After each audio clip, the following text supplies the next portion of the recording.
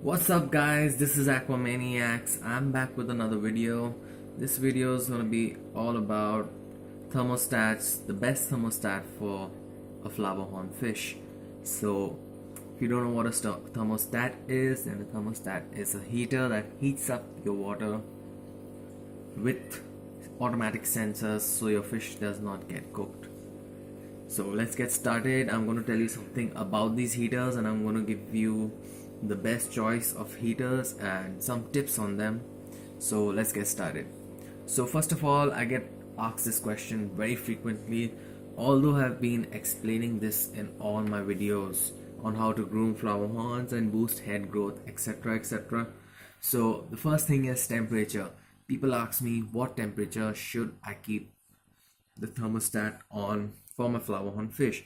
So cichlids prefer, and flowerhorn is a cichlid that prefers 28 degrees or 30 degrees Celsius. So I would recommend you to keep it on 28 degrees because we use 30 to 32 degrees for breeding purposes. Now the second is what kind of a thermostat you should actually use for a flowerhorn fish. So I basically suggest you guys to use a steel heater, a steel thermostat, because what actually happens if your flower horn is quite a decent big size, like bigger than Neymar, as you can see, like 7 inches above or 5 inches plus, he is going to burst and crack the glass heaters because the build quality of the heater is very thin. There are some expensive heaters. I'm not talking about the local heaters. If you use the local heaters with small flower fishes, it's going to last you pretty long. These are all China made items and there's no guarantee of this thing whatsoever. But if it works, it can work for 2 days or either 2 years. And it works really well. It depends upon you how well you use it. So if I talk about the local heaters, then it's fine, but I don't recommend it for flowerhorn fishes because it's very risky. And you should use a steel heater or a heater that cost you around 700 plus rupees. And those are good quality heaters. So use a steel heater. If not, your heater is just going to last. You're going to keep on changing your heaters, your thermostat, because it's going to burst and your flower horn is going to bite it and crack it and even get shocked and die. So that's not going to be good. So the third thing is what how many watts your heater should be. So it depends totally upon your tank size. Now for a 2 feet tank, 2 feet by 1 feet by 1 feet tank, I would recommend you using 100 watt and or a 75 watt heater. And I don't suggest you guys to use a 50 watt because it's going to take a really long time to heat your aquarium, but it's going to heat it up to that temperature or might not even get to 28 degrees Celsius. If you set it to, it might just heat it till 26 only because it does not have the capacity. So it depends upon the tank size. You can do research on Google, and I would suggest if it's something bigger than a 2 feet aquarium, for 3 feet, 4 feet, then you should go for a 200 watt heater, or even bigger than 300 watts, and that is gonna cost you a big electricity bill. Not so big, but yeah. And number four is, do we need heater in the summer?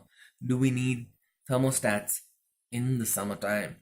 So this is another question I have kept on answering in the WhatsApp group and in my YouTube comments, and I made a video also. So the thing is that you if your room is cool or it's a very dark room, you're not going to get, your room is going to be cool and not hot as it is in summer season outside. So you can use a heater for grooming purposes, but I recommend and also do not recommend. If you don't want to use a heater, it's well and fine, but your flower horn will do better with a heater, a thermostat with 28 degrees Celsius, grow faster, his head will get bigger faster, etc. etc. Now, I also want to talk about one more thing.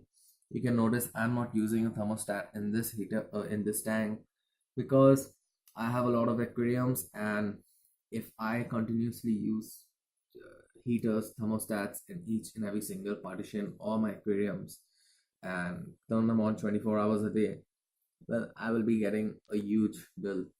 So I do not use heaters to groom my flower horns. You can groom a flower horn without a heater. There are several techniques which I will explain in the future videos, and I think I've already explained some tips about that in some of my previous videos, because all the flower horn breeders all over the world do not use thermostats to groom every single flower horn. It does not, it's not common sense, because you you cannot use in a flower horn farm, like, hundreds of heaters, because you're going to get a massive bill. So what people usually do, they just use a room temperature. What breeders actually do, uh, uh, they just make the room temperature hot enough with a heater. In India, people burn firewoods in winters, and people in Thailand, breeders in Thailand, they even do the same process, or they just get a massive, room heater, and they just heat the entire farm, because it's in an enclosed space, so it's easy to heat. But what I've seen in India, in my experience, people use firewood in different sections of the farm, and they just heat up the room a little bit in winters to get a certain amount, of temperature, and that really works well for all the aquariums and tanks for the fishes. So that's basically it for number 4, if you need heaters in summers and in winters. So I definitely do not recommend if you're not grooming a flower horn, but if you're grooming, I would recommend throughout the year. So I don't think you need heaters in summers. Now, the 5th is grooming without heater. As I said, grooming without heater is not pretty much easy. It takes a bit of a longer period of time, and you have to know the techniques which I will explain in the future videos. There will be a video specifically on grooming without a heater.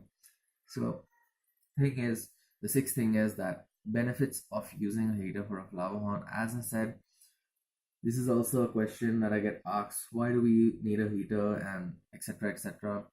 Because a flower horn fish likes a warm temperature.